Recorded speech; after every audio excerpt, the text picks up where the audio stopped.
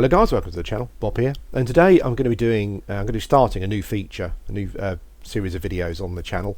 I'm not sure what to call them, but it's going to be based around the Amiga, and I'll go into that sort of shortly. But probably I'll call the series something along the lines of Amiga Retrospective, and this will be an ongoing thing because obviously there are thousands of Amiga games.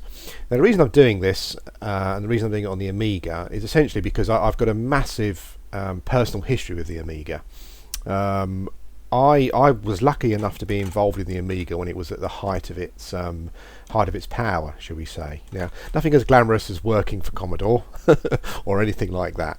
But what I was doing at the time, I was working in a retailer. The retailer was called Silica Systems. They had a shop on Tottenham Court Road. They were based sort of in Kent. That was sort of where they came from initially. They had a massive distribution chain. And they had quite a few shops.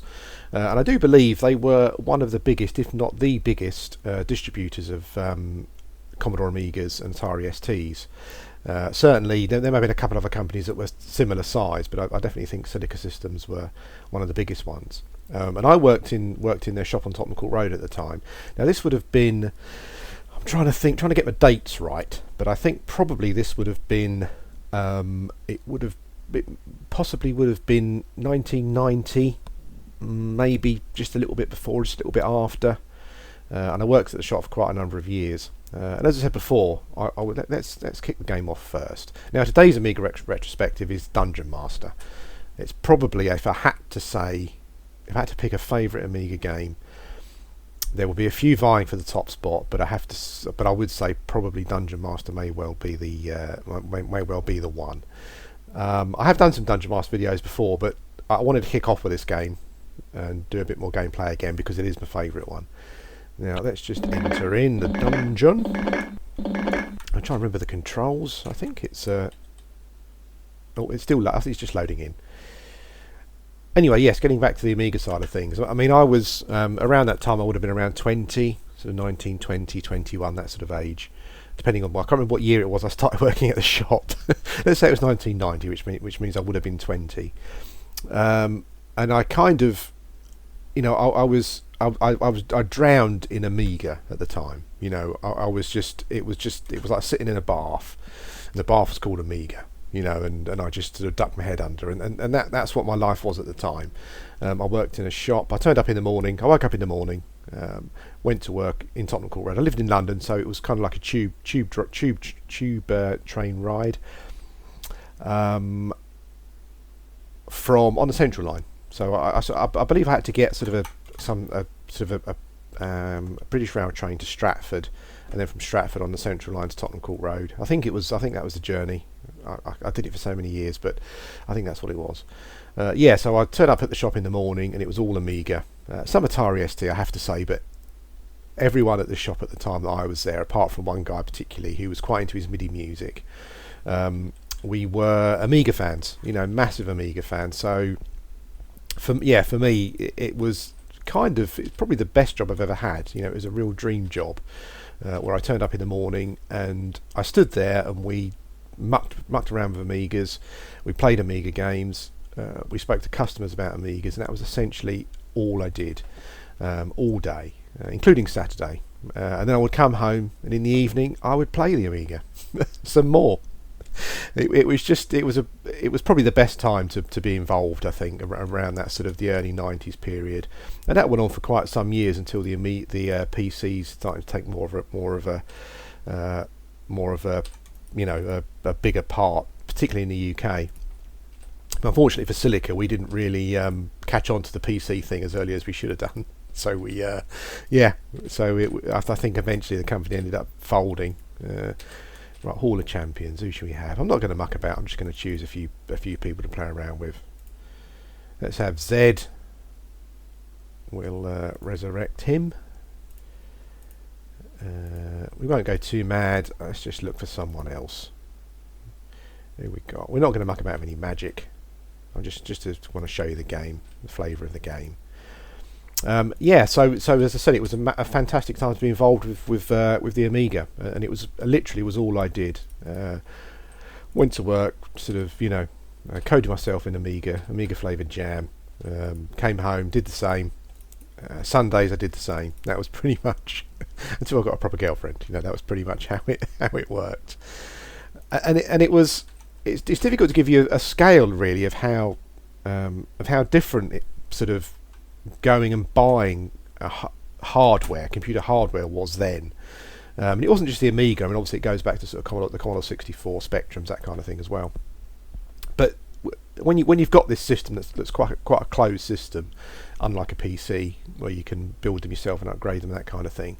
When you've got this system where you just go and buy a unit and then you buy games, you plug them in and they work. It's you don't. And I guess you do still get that with consoles to a certain extent, but you don't really get that from buying sort of micros anymore. And at the time, it was amazing because the Amiga as I said before, it's difficult to give you an idea of how big the Amiga was in the UK, but it was massive. I mean, we would Christmas times particularly, or any sort of holiday times, we'd have a counter, and behind the counter we would literally have dozens and dozens of Amigas just stacked up, and you got 5 or 6 people behind the counter, and you would have, I mean, I'm sort of talking about a pretty big store here. This is not this wasn't an independent computer store by any stretch of the imagination. These were big Amiga sort of retailers and distributors, Silica. But yeah, so you'd have sort of 5 or 6 people behind the counter selling Amigas, and they would be stacked up behind the counter, and we'd have a massive queue of customers. It literally would, all day you would be just constantly selling Amigas. It's amazing, really. Sort of starting off with a 500. You just had the basic pack. You started off with a basic Amiga in a white box with the Commodore logo on, and I think it really started to kick off when they did the Amiga 500 games packs. I'm trying to remember some of the packs now that they were.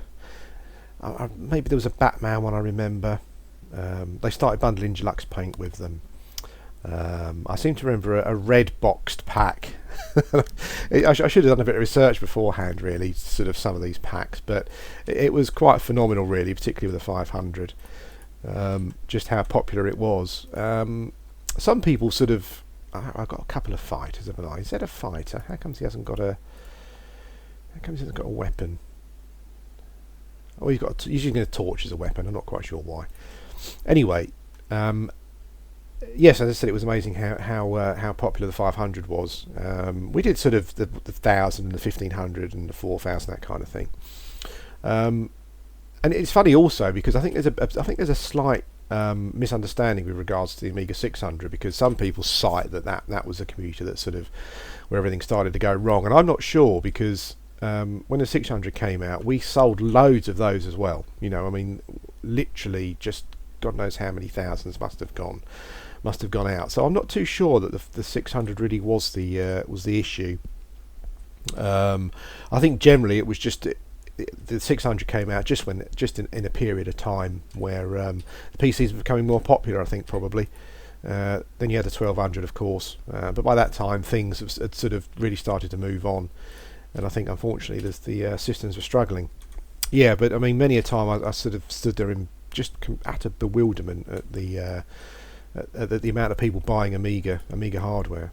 I mean, unless people have trashed them, there must be so many Amigas out there, 500s, just sort of sitting in a loft in a box or something. I mean, I do really hope they haven't been thrown away, and it'd be quite nice if these people ever dig them out, maybe they will introduce them into the system again through eBay or whatever. I'm sure a lot of people have done that anyway.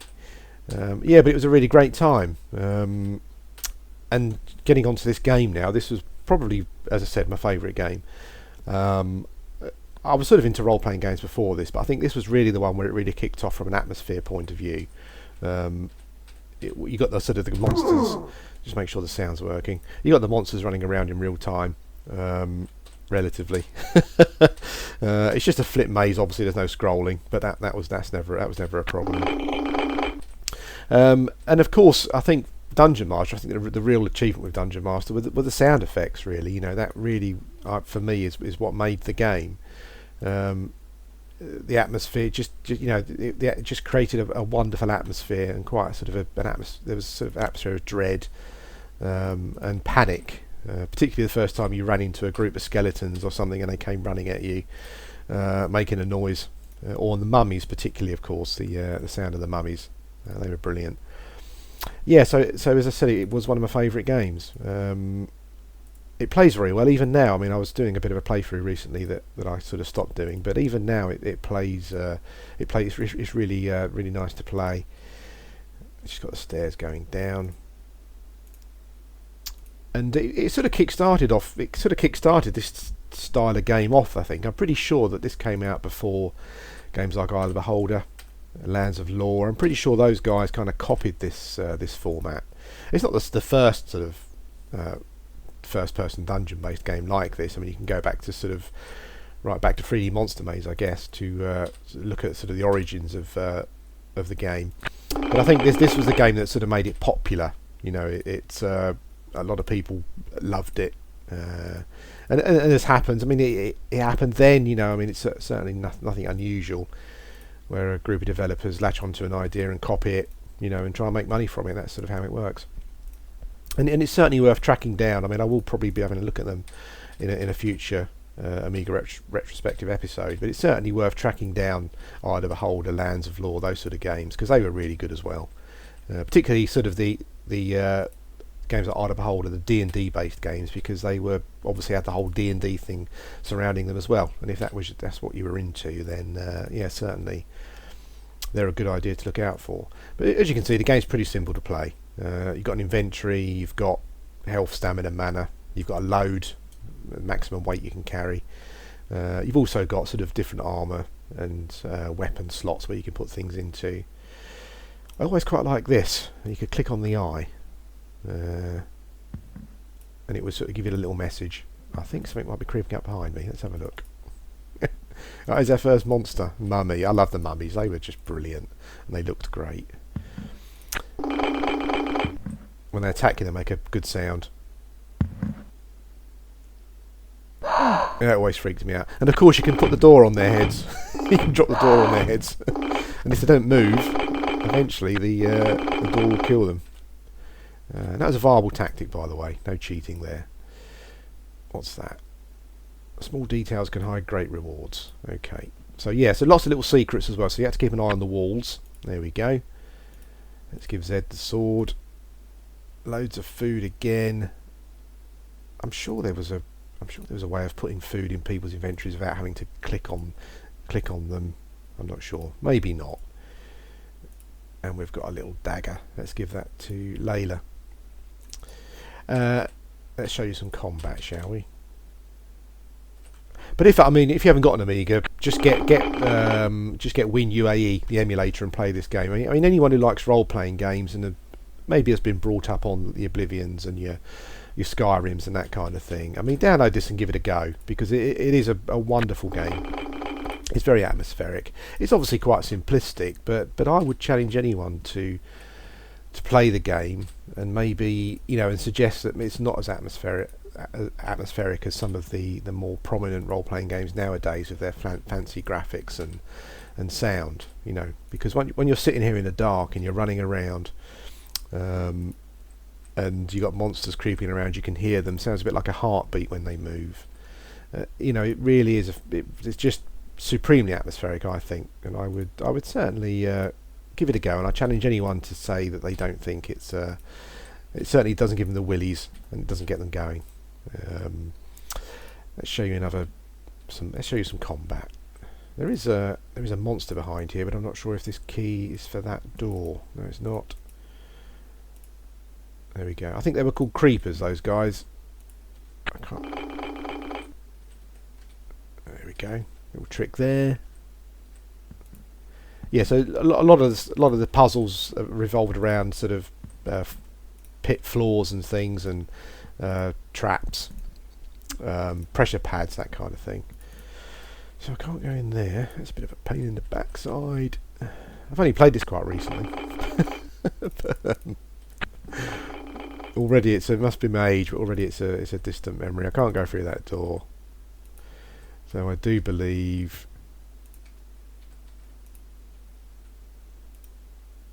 there's a keyhole there. Let's see if that fits in there. It does. But of course, yeah, so I need another key. Okay. Right, we can go through there. definitely. We'll switch on the wall. And that's what the game's all about. Switches, trapdoors, puzzles, all that kind of thing. Now let's turn that off. Okay. I thought something horrible was going to happen there. Later on in the game, something along that, if you were doing that later on in the game, something horrible would happen. You'd walk forward on the trap, and the trap would open and kill you. It's a bugger. Okay, so I've got another key. Let's go around. There's no auto map on the game, as far as I'm aware. So this is one of the sort of early games where you first, actually no, that's not true, because I remember playing the Bard's Tales and some of those games much before this, and mapping out and stuff like that. But certainly it was a game where you needed to map it yourself. But I think it was quite fun. Anyone who played D&D and was with the grid paper and whose turn it was to do some of the mapping will know what I mean.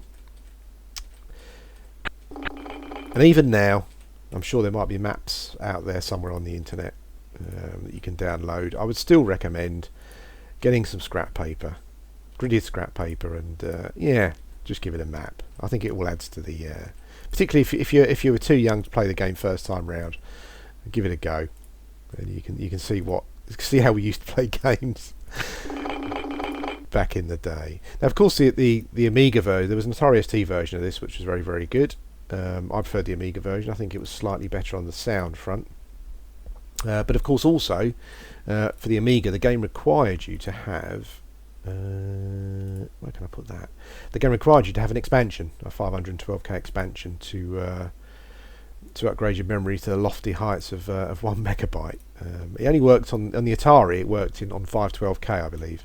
So I'm not quite sure what's going on there. But anyway, yes, you required the expansion. It was £150, which I did buy as soon as I came across the game. You know, there was no way that I was not going to play the game. It was that kind of game. But I was being lucky enough to work in Silica, in the Silica shop. I did get a discount. But even then, though, I don't think the margin on hardware was very big, and I don't think it's ever been, to be honest with you. Retailer margins on computer hardware. So I think it probably still would have cost me £110–120 maybe, you know, so it was still a big outlay, particularly then. I wasn't earning a load of money, although we were on commission, and the commission was quite good actually. Yeah, so it was an expensive layout, so you needed an Amiga 500, which may have set you back sort of £300–400, and then of course you were paying for the privilege of buying the expansion pack. Let's pick, oh, nice big sword there. Can you dual wield? I don't know. Probably not. I don't remember you being able to. Yeah, so you obviously had the pleasure of buying the 512K expansion, which cost you another £150. But well worth it, I think. Probably, you would agree. Oh, get lost. Let's get rid of that. Okay, put that there. Key on the floor. There we go. Elijah's our key man at the moment, carrying the keys.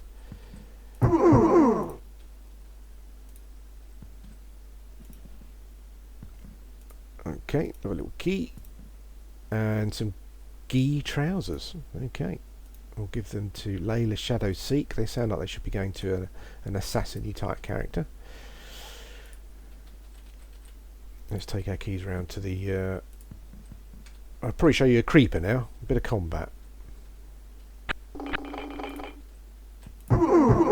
Oh, stop banging into the door, into the wall. Oh, it must be this one. Hey, here we go, combat. Throw. Whoosh. Oh, probably missed. Oh, one hit dead. Okay. Now, of course, in the game, you also had some of the old sort of really old sort of RPG tropes like food and water. So you got your load, your maximum weight you can carry. You got your limited inventory slots. We also got food and water, so you need to make sure you keep yourself sort of fed as you go through the game. That can be quite a pain sometimes, particularly on the waterfront. You might have to go look. Quite often I found myself going to looking around for just for somewhere to fill up my water skin. Really. Oh bloody hell! I don't know why I parried that.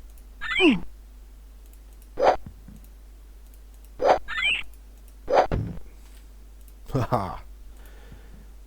Right, now let's see if we can show you some magic, because Z is obviously there's a magic system, and I mean I can't believe I was probably almost going to not talk about the magic system. Magic system was brilliant because essentially you had these symbols here, and a combination of symbols meant that you put some symbols together and it will cast a spell, or it will create a potion, that kind of thing. Now I think one of the first let's have a quick look at some of the scrolls. Invoke Fall for a magic torch. I can't remember what Fall was. Might have been that maybe. Let's have a look. Yeah, okay, so I cast a spell there. So I've got a magic torch.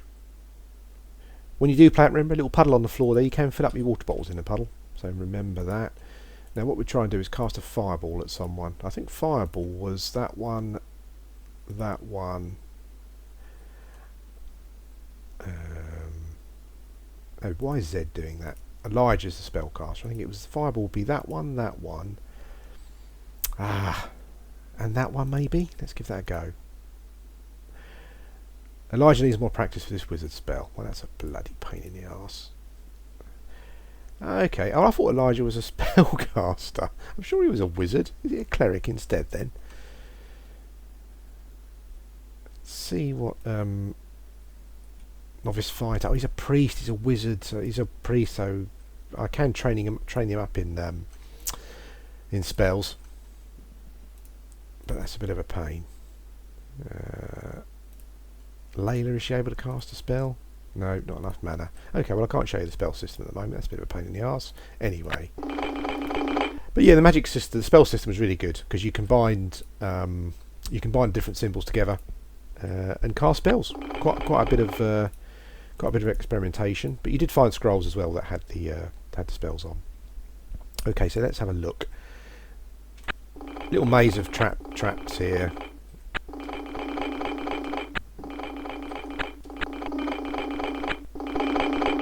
Oh, nearly. There we go. Yeah, so quite simple puzzles at the start, but things do get quite devious. I can't fireball these guys, which is a shame. Oh, there's loads of them.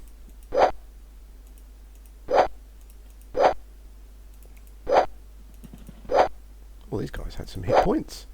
They haven't attacked me yet. Oh, there we go. And of course you also got, let's just pick up Z. Going back to this bit here, you also get sort of levels. So Z is a fighter, ninja, priest, wizard, novice, of everything. And the more you use abilities in those classes, you go up higher basically. So and when you do that, you get extra points to your strength and all that kind of thing. So yeah, so there was certainly a RPG leveling system as well. Loads of guys here. I don't think Zed's going to have enough mana to cast a fireball. No.